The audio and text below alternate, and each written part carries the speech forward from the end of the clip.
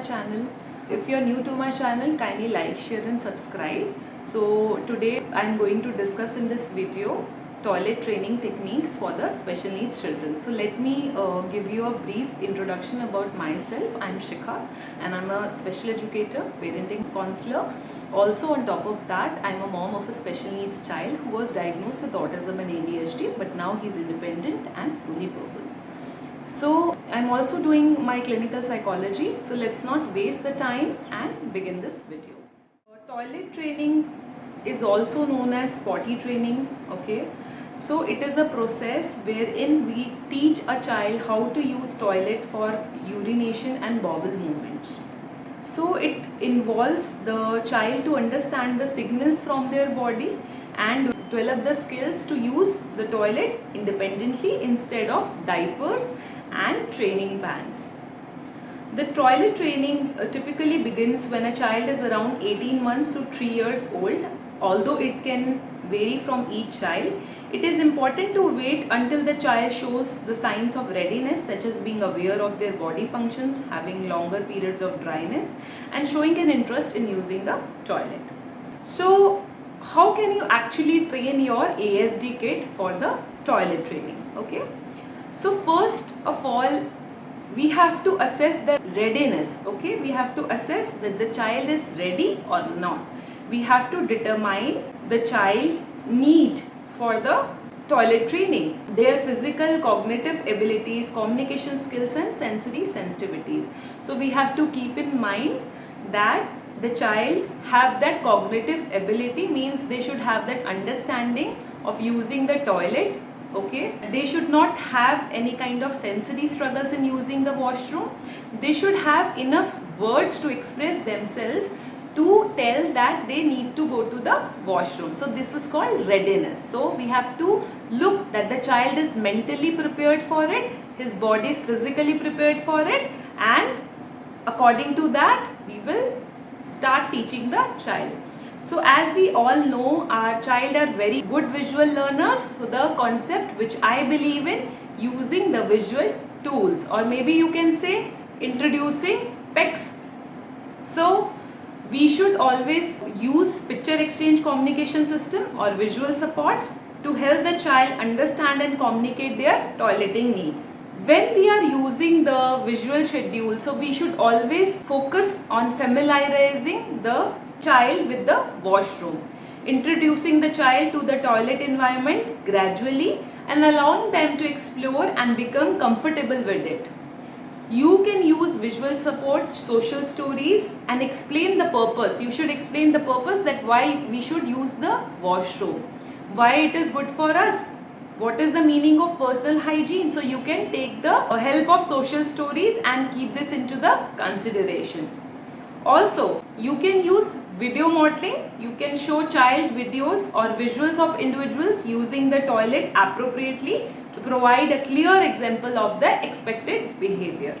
You can ask any of the siblings or any of the members to do a practice of how we use the toilet, how it is important for us. So this is called video modeling. So we always see that they tend to forget the steps of using the washroom. So you can break the process of toilet training into the simple steps, break down the toilet process into small manageable steps, teach and practice each step individually, gradually combining them to a complete routine. Okay, so you can always use the picture that first we used to remove our pants, then we used to remove our underpants, then we need to open the door for the washroom, like that, step by step, because they can skip those steps. So you have to keep this in mind. So we have talked about already about social stories, we have talked about visual supports, what are the expectations. Okay, you can fix some kind of intervals, you can use an alarm clock and you can say that now is the time to use the washroom. So you must be aware that at what time it is required the child to go to the washroom, whether it is 30 minutes, whether it is 45 minutes or whether it is 1 hour, because every child need is different. So you need to keep this into the consideration. Okay, so you have to also take the child's sensory sensitivities into the consideration when it comes to the toilet training. So provide accommodations such as using Special toilet seats, adjust the lighting according to them. The noise level should not be there, and you should always look for the sensory support. Some children are little phobic regarding the washroom, the tiles, the texture, the lights, the sounds, whatever. So you should always keep these points into the consideration. If the child has sensory overload, so you should address that first, and then you may begin this process. So timers are very important to remind the child the use of toilet at regular intervals. Establish a consistent routine to help them develop a routine and predictability. Okay, so they can't predict the time, they can't understand the time concept. If it is good, they understand so very well, but if they're not, so then you can use this.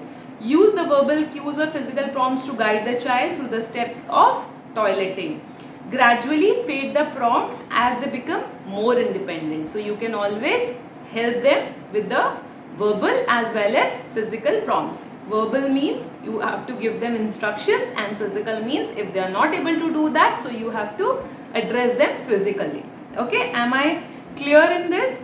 Then whenever the child uses the washroom, always use a reinforcer. Offer them rewards, offer them praise, stickers or small treats to motivate them positively, so they reinforce the toiletic attempts. At the end, I would also say, not the end actually, so you should have lot of patience and you should be very flexible during the toilet training process, because each child progress at their own pace, and so you allow the flexibility and adapt strategies according to it.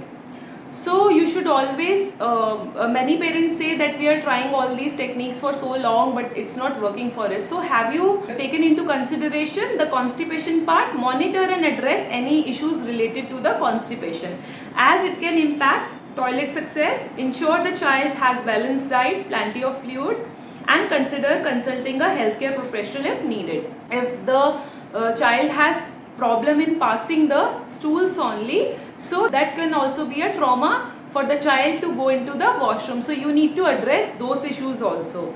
Also there could be some behavior struggles also. Address any behavior issues that may arise during the toilet training. So you can implement positive behavior support strategies and seek guidance from professionals if the challenging behavior persists. Always pay attention to child verbal and physical cues. If the child is trying to say something, so always observe and respond to the child's verbal and physical cues indicating their toileting needs. Encourage them to communicate their needs using their preferred method. Whatever the method is okay with them. Maybe some child could speak about it, could talk about it. Okay, some children may like to speak through cards, some children may like to speak through devices, AC devices. So whatever suits your child needs, go with that. Okay, don't ignore that. Set a goal and work on understanding. If the child has no understanding, then also it's a problem for you. So establish a specific goal for toilet training and work towards it gradually. Focus on helping the child understand the process, expectations and the importance of using the toilet. Okay, so I'm sure that this video will be of utility for all of you, and I will try to bring more such videos for all of you. So it can take some time, and maybe you can face some setbacks also during the potty training. So you should stay calm and patient. You can always use tools and notice the triggers, and maybe you can modify the learning style if it is not working for you. So best of luck, and if you like this video, kindly share this video and don't forget to subscribe my YouTube channel.